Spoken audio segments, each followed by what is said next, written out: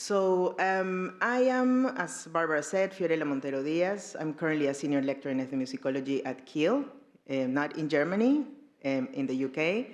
I'm originally from Peru, Nordic by marriage and life experience, and British by choice and heart. I am half indigenous, queer ethnographer, filmmaker, and activist. So my research really focuses on music hybridity, citizenship, race, class, and social conflict in contemporary Latin America. By the way, I'm sitting here in a corner not because I really want to make your life difficult, it's because I need to turn around to show you some things. So I am particularly interested in understanding the impact music has on people in conflict contexts, be racial, ethnic, class, gender conflict. So noting which experiences, if any, contribute to breaking patterns of social segregation, discrimination, and racism. I entitled this talk, Sounding a Queer Rebellion, is in Spanish there, just to make a statement, but Sounding a Queer Rebellion, Recording as Activism and Social Resistance in Latin America. As we all know, this year, the conference that invited us here is about recording popular music. However, instead of aiming at the deconstruction of the technicalities, theoretical approaches, and practicalities of sound recording, I wanted to, in this talk, explore notions of discipline inclusivity, equal conditions, and examine the field environment, especially in Latin America, but it will resonate to all of you, more than sure. So in the last 10 years, and perhaps with more regularity in the last 5 years, much has been discussed on decolonizing academic practice in universities and sound fields. By now, many of us probably are on various EDI panels. EDI for us is equality, diversity, and inclusion, so you may have other kind of variations of those panels. And of course, decolonizing the curriculum committees. But I dare to challenge the notion that there has been real progress taking place in our institutions. There has been an effort to hire more women into sound-based academic fields and to recruit and keep female students in sound engineering, music technology, and music production programs. Still, there is a blatant gender inequality in our field, and I am here going to propose some reasons behind this situation. I am going to talk a little bit about the methodology that I'm going to follow here. We heard brilliant keynotes yesterday and the day before with different methodologies, right? So in this case, I'm going to come clean about the methodology that I'm going to follow, which is very much storytelling. I'm, as I said, half indigenous, and indigenous people have a tradition of telling your story in order to learn. The indigenous notion of storytelling is a way to share experience rather than acting as an authority. So yesterday there was a question about how can we do things as academics in this time of trouble and where our world is getting very, very sick and ill.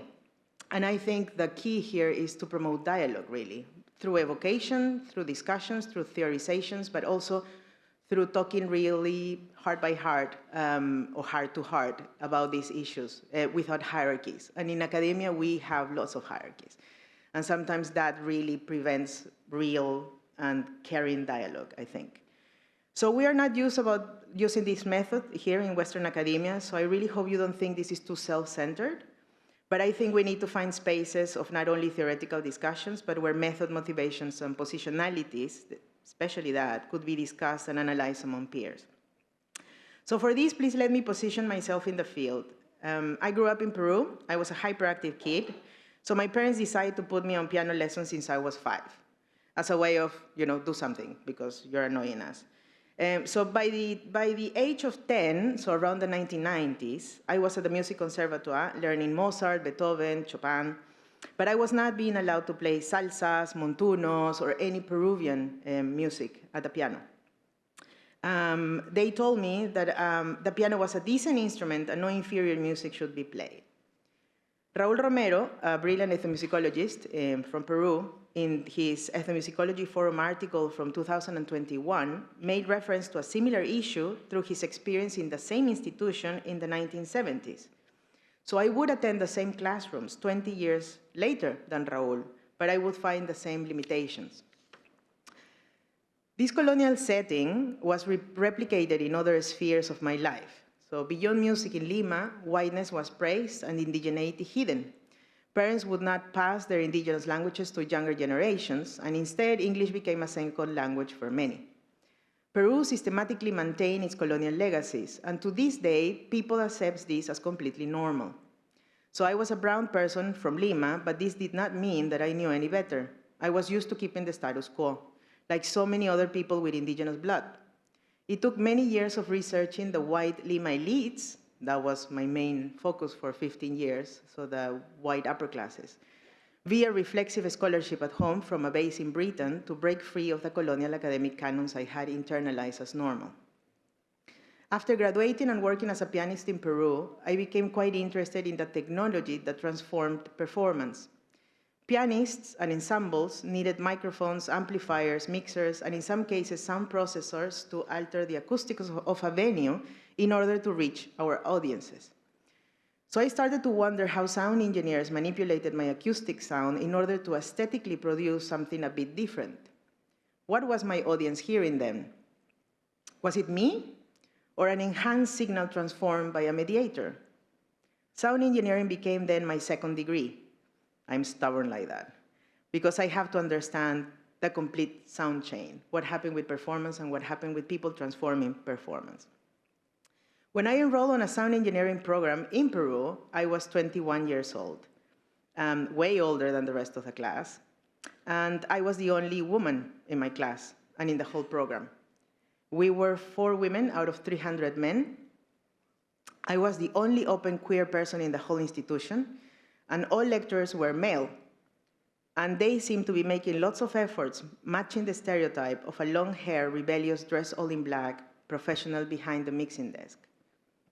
My experience studying sound engineering in Latin America was rich. It was a good place to study the discipline. I had very good teachers.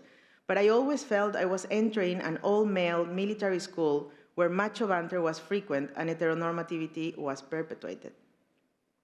Moreover, my experience with coloniality never ceased. We all needed to learn English as part of the degree, as there was not much literature in Spanish.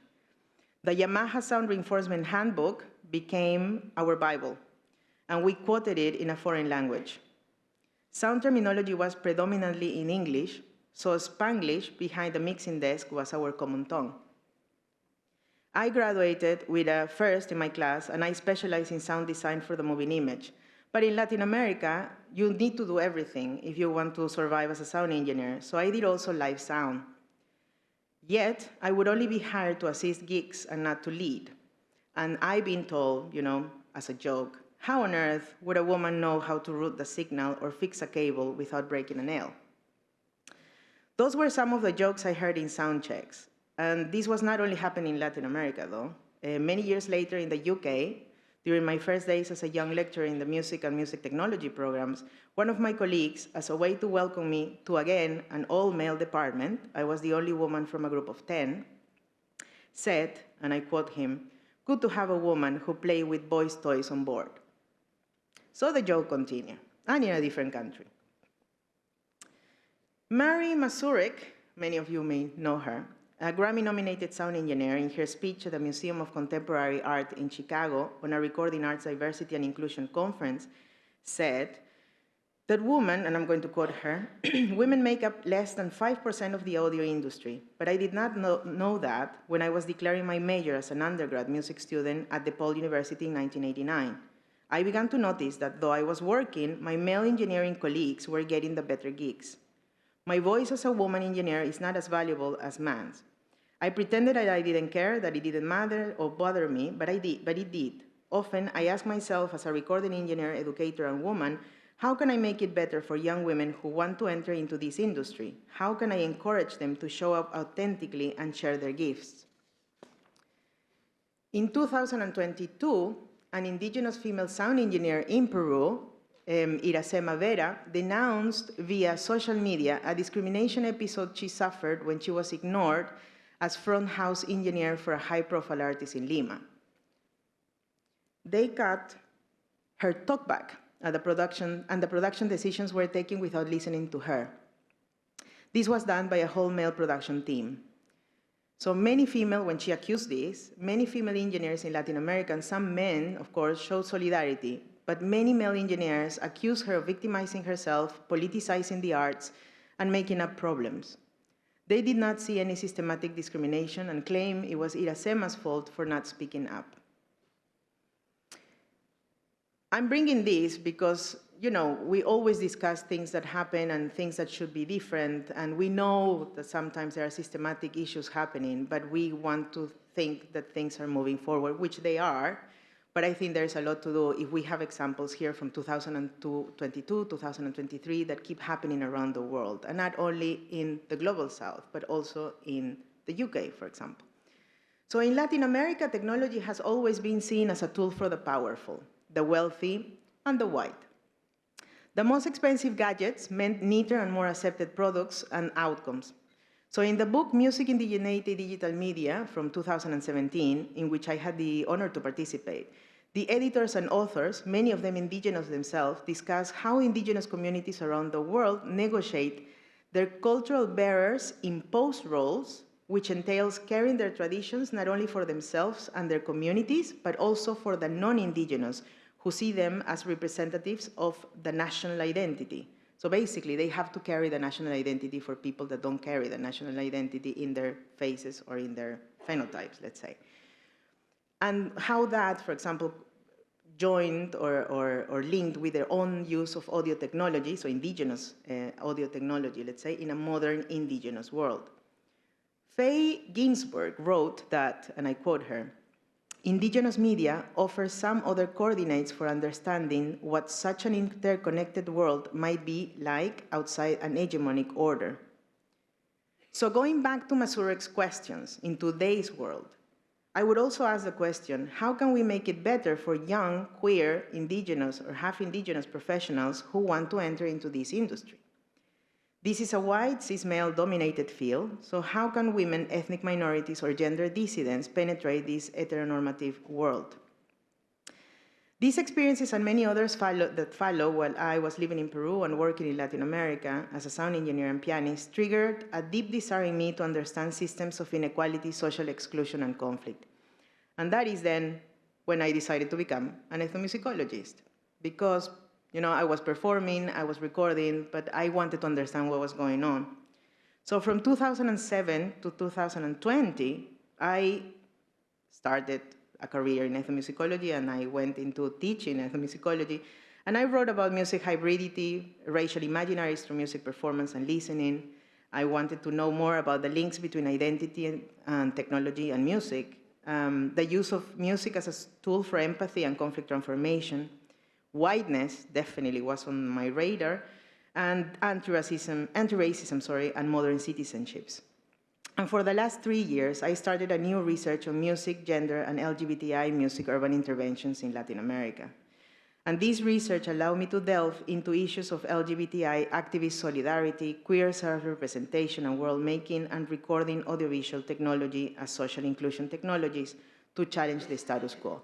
So it seems that it's a bit different from the start of the paper here that I started saying, the difference in piano and the colonial settings there and the use of language. I don't know Quechua. My father speaks indigenous language and I don't.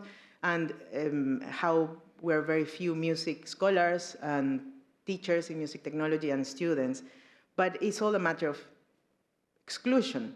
Maybe self-exclusion and society exclusion, about making the field even to start exploring technology, for example. What happens when you have a woman, and what happens when you have a boy? Amparo said lots of things about the body, for example, yesterday, and what happened with boys dance is the same thing. What happened when your girl is interested in cables and wants to do something like sound engineering or DIY? So let's think about these issues while I'm going to talk a little bit about the project now, which is, again, about exclusion. So alongside Dr. Luis Gabriel Mesa Martinez, my partner in crime from Colombia, from the Pontificia Universidad Javeriana, we started this very interdisciplinary and transnational project that focuses on the role of music to fight gender discrimination, violence, and misinformation. Barbara already told us who were the main funders of this, and we were very thrilled to have a grant from the British Medical the British Academy of Medical Sciences, which is not usual that people in humanities get money from doctors, which is good because we really need to highlight the fact that mental health is also something that we really are tackling in our research. And popular music has a lot to do with that too. I heard lots of papers yesterday about mental health and resilience. So this project really has resulted in the formation of a new network of LGBTI music practitioners in Latin America. And our goal was really to bring people from different disciplines. So we had lawyers, doctors, psychologists, anthropologists, graphic art, graphic designers, people that really wanted to tackle exclusion of LGBTI people from different angles. And how can the arts and other disciplines interact in order to, well, understand the issue and create different policies from different angles. So I thought that was interesting because we're very used to discuss things with the same people. I mean, look at us. We're here in a very massive conference, but we're all interested in music and we are discussing things in a very disciplinary way. But it's so fantastic when you go beyond that and you really talk to people that basically you don't get them, you might not understand them, but you can really contribute when people open their eyes to music in a different way. So I encourage you to do that, really. These have brought lots of outputs. I'm not going to talk really much in deep about the project because I think there's a fantastic website and fantastic articles that are going around that you can read or you can watch the documentary too, but I'm going to get there. There were many outputs of this research. And the outputs were, I must say, a little bit, well, not a little bit, actually quite co-produced with the people that we were collaborating with, because we believe that it's not only, ticking the academic boxes and then delivering what we have to deliver. If we are going to be measured in the UK, we have something fantastic called the REF, which is the Research Excellence Framework, and we have to really show off and say how brilliant we are in order to get more money. But sometimes that makes us lose a little bit of the horizon of why we're doing what we are doing. And so instead of doing that, we talked to the people, to the collaborators, and we said, what do you need to really help us understand and for you to understand yourselves and keep moving on activism too? And several things came. So there was an article that I published, and I published it in Spanish because I wanted to publish in Spanish first. But it was interesting, and for me it was fantastic to see that it generated so much interest from the US and the UK that people wanted Keele to translate the article. So I have a brilliant colleague here, Manuela. Hi, Fiorella. I have my brilliant colleague here from Keele who helped me really channel that interest into something that produced a translation by commission from ethnomusicology translations. And that's really an honor to be publishing in my own language and then having somebody translating it into another, not to publish in English because I want to tick the box. So it was really to just subvert that power relation too. And thank you, Manuela, for helping. Then there was a documentary, of course, and the documentary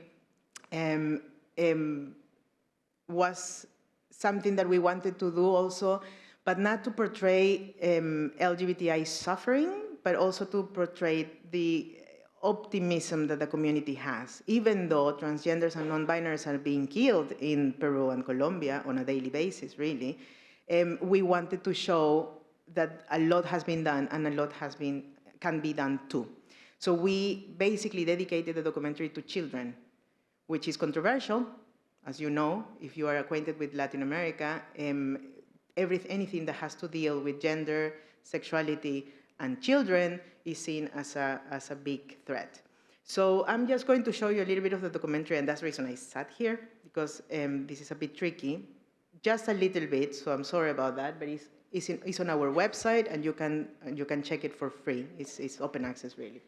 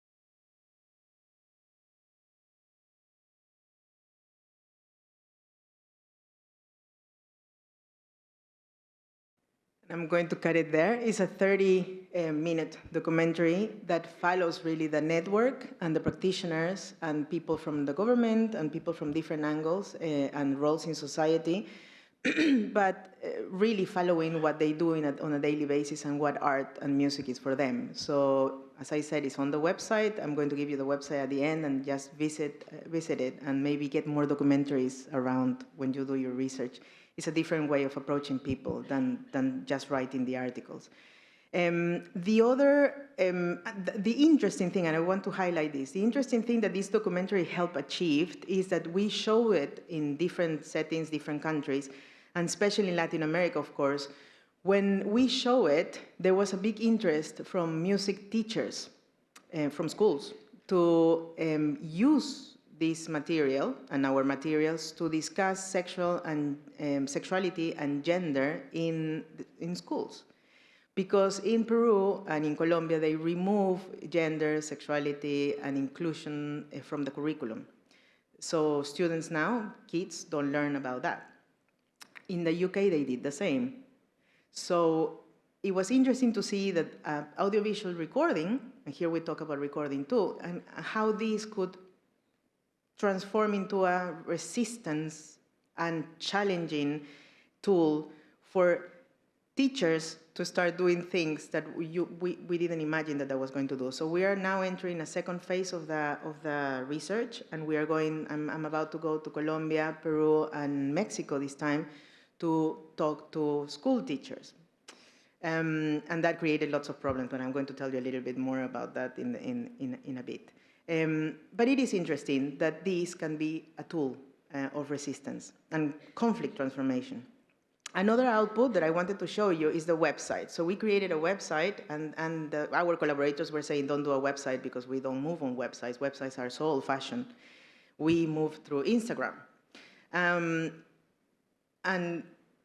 I'm too old for Instagram, so I said, can we just do a website that maybe could be Instagrammable or whatever? I mean, and that you can use it. It's like, well, okay. And then when they saw what we could do in the website, they were really thrilled.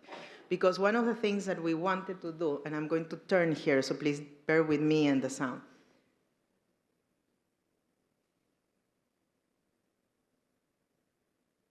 If somebody finds the mouse, please let me know.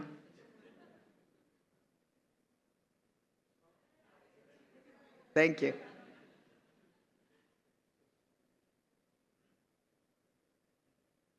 So this is something that is very interesting, because we started with 2 countries and now we have 5, and we have many, many, many cities. And what we said is, if you identify as LGBTIQ+, and you are doing some music that you consider resisting something, send it to us. That was it. That was the call. So we now have this interactive map where you can see countries and then click on the cities. So for example, if you go to Peru, you have different cities, so it's not centralized in Lima, and you can just click.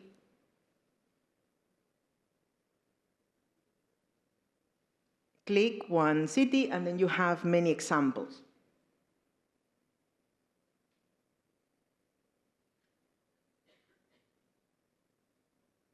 They're very different, and they have not been curated. So we didn't want to have a filter of quality, recording quality, for example, which is, oh yes, no, only the well-produced video clips or musics are going to be included. We wanted everything to be there.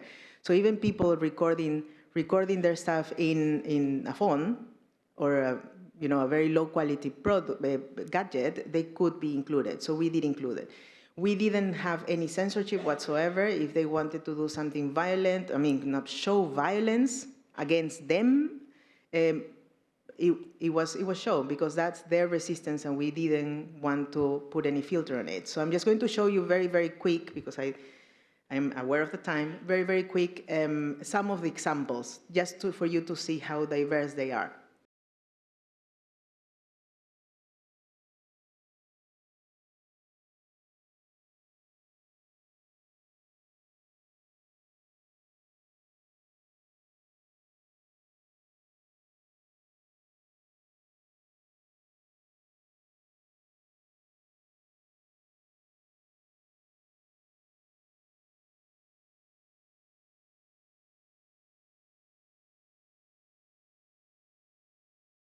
So this is an example of a production that was done by many, many collectives in Peru.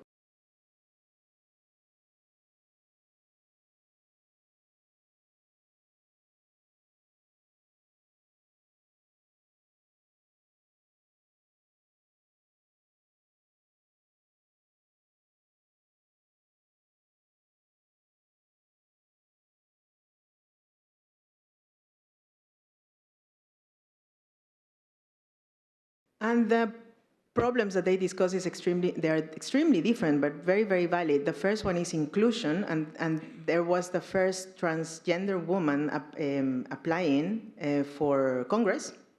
So that was the advertisement for that election. And the second one is a transgender, of course, woman again here, talking about the exotization of transgender bodies and how exoticized and sexualized they become instead of, the human side of people. So there are different narratives and different messages, and not only the cliche thing is like, we want more rights. So we are more than that.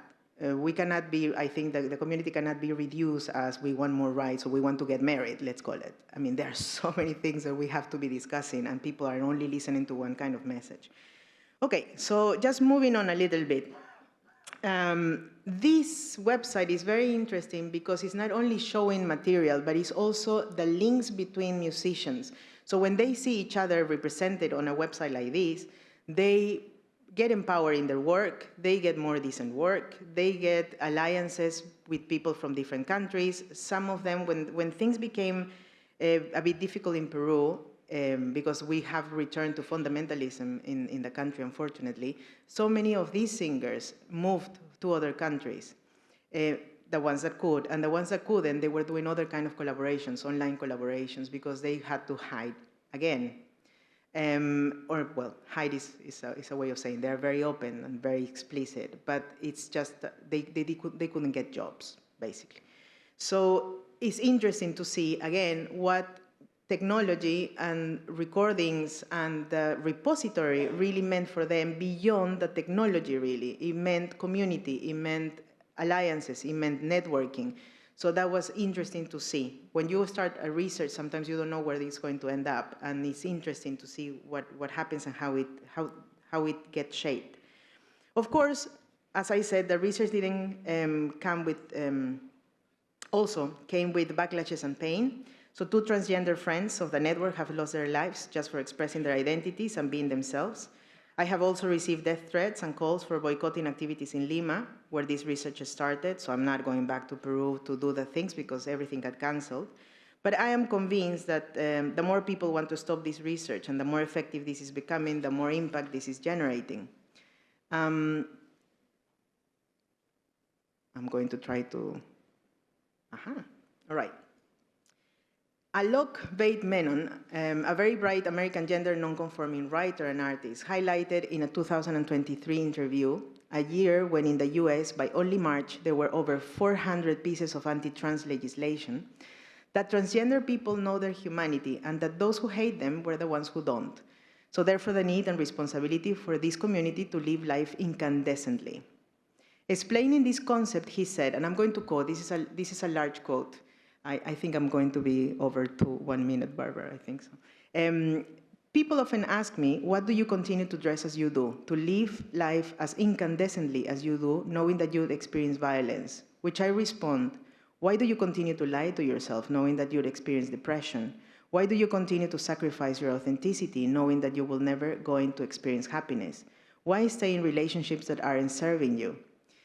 It is that you're afraid and your fear is holding you back. You are not being alive, and you hate me because I'm being a template of what it is to be alive. You hate me because I show you that you don't have to clip off your own wings, and you didn't have to live an abbreviated version of your joy, that you didn't have to wait for pride, that it can be pride 24/7.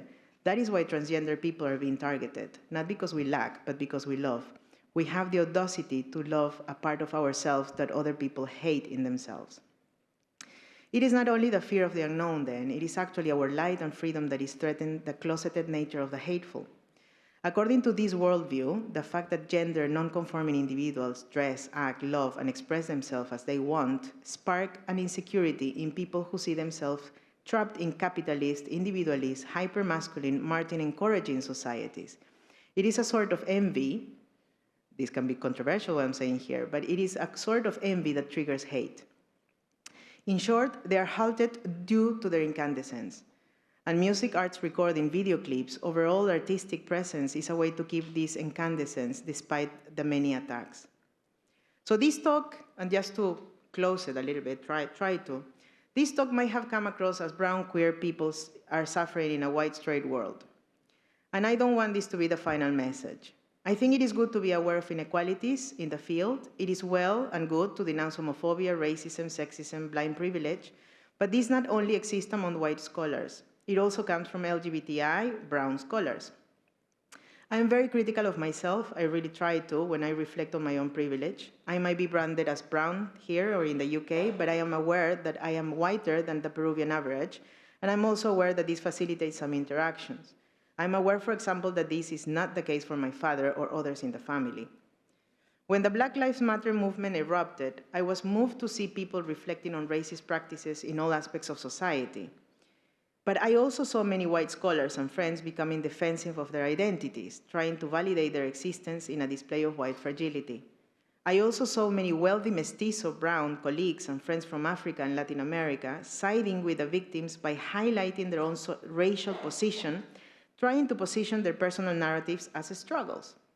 This shows how fragile and vulnerable we are. This shows the need to reflect, acknowledge, and be aware of our own privileges in order to see clearly our role in music studies, academia, activism, and society. In a recent conversation with Professor Mónica Moreno, I don't know if you know her, a brilliant mestizo sociologist based in Cambridge, we discussed the need to not separate in abusers and abused or discriminators and discriminated. We can all be racist and also suffer consequences of racism in the same day. So let's think about, not how discriminated women are in sound engineering, for example, or music technology, but how many times we as women also didn't prefer another woman or found any caveat there too. So it's not that it's them against us, it's what are we doing on a daily basis too. My research journey has taught me, and I'm finishing, I promise. My research journey has taught me that it is the ripple effect of ethnographic research what makes a change. I'm an ethnographer, so I see that impact. The impact of asking questions and creating connections in the field. Reflecting on my work with fusion, for example, I found that my interview questions had sparked reflection and awareness among collaborators. So this exercise, in turn, fed back into music-making practices, and it fostered links between people I had interviewed, bridging the gap between practitioners and policymakers. I subsequently then adopted a conscious strategy of incorporating this ripple effect and research design by programming workshops with diverse practitioners. So in the case of LGBTI research projects, for example, they range from activists to lawmakers. The dual purpose was to elicit information for analysis, on my academic side, let's call it, and on the one hand, and to spark reflection and connections that can catalyze and speed up the process of positive change on the other. So, if we think about it, and to finish really, can sound recording and music and technology and us as academics change the world? I think it's a yes, but not on its own. It is the interplay between musicians, engineers, and academics articulating what is possible and denouncing what is wrong, and the communities of like mind drawn to their messages that push society in new directions. Music can build movements. As researchers, we can identify and highlight opportunities for positive change through music to policy and lawmakers, and thereby contribute to shape and accelerate the potential of music and technology to catalyze social change. Thank you very much for being here.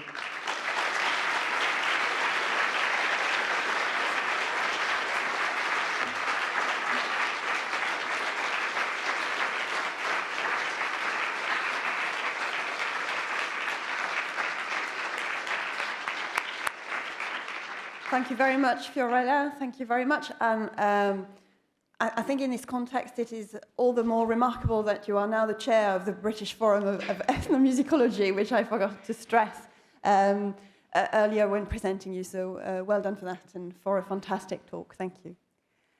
Are there any questions in the audience, please?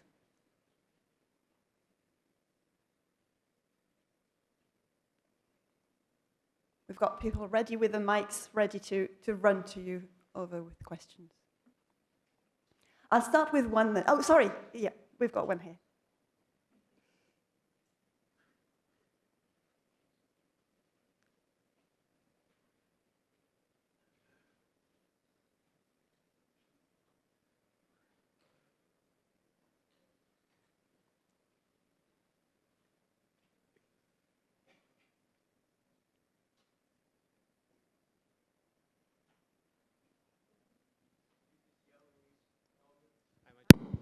Voilà.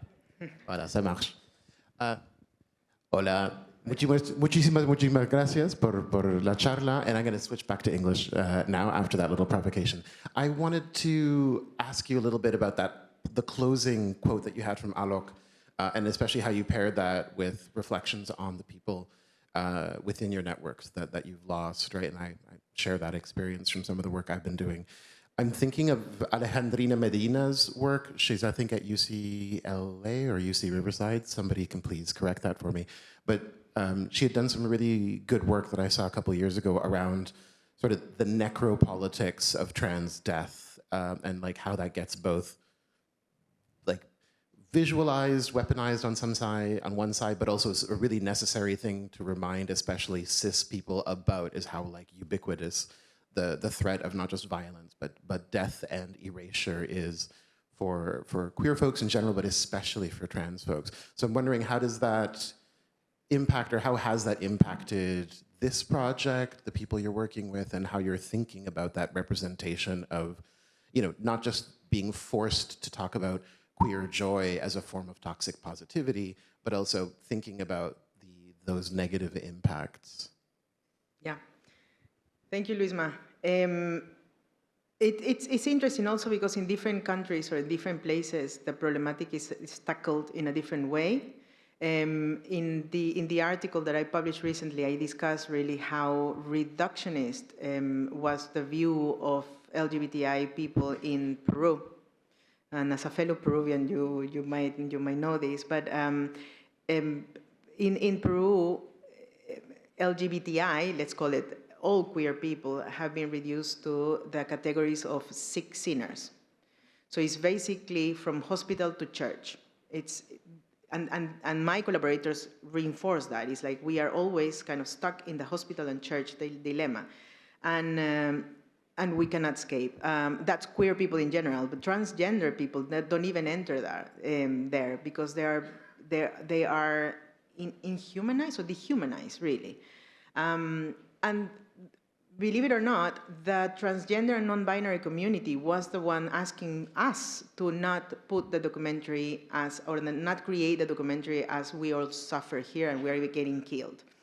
And that was very interesting because Colombia, for example, is leading the rankings of death, of transgender death. And where the Colombians saying, no, we don't want that. We really want to, because then we perpetuate the narrative of they're killing us. And we know they're killing us, and they know they're killing us, but we really need to put it in a different way. And that's the reason that Alok is resonating a lot, because Alok, what he's saying is, we are hated for loving, not hating for how we look or how we are daring to be doing things that other people don't dare. If I want to dress with a skirt and be hairy and, you know, and express myself in a way that I want to express myself, how many of you will dare? I mean, I'm actually challenging you. How many of you, as, for example, women, would dare going out without the armpits shaved or without, those social regulations? So if you think about it, our transgender friends are doing what they really want to be doing. So that's really brave. And beyond the bravery of being gay, beyond that is just, as I said, think about these quotidian daily things. And maybe you can give me the answer in the coffee break. Thank you for Luisma. This is a very complex question, but yeah. Thank you. Maybe we've got time for one more question because we started a little bit late, and then we'll have our next keynote.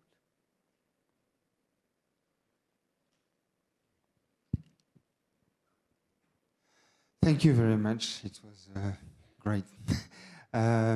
You were talking about talking really heart to heart about these issues and stressing sharing experiences and workshops rather than speaking from a position of authority.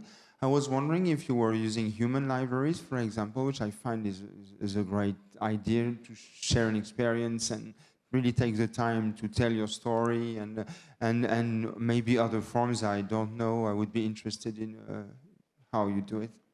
We were thinking about that actually for when we work with children. We were thinking about that especially, like to bring a group of activists and people from the network and talking to them, but not from, a talk, but sitting with them and give them maybe 3 minutes, 4 minutes, 5 minutes to talk to any of us. So transgender, non-binaries, gays, lesbians, with kids. But the first phase, we thought about it, but we were not ready to do it. I think there's so much pain within the community that they were not willing to open up for others. And I'm not talking about academics, I'm talking about practitioners.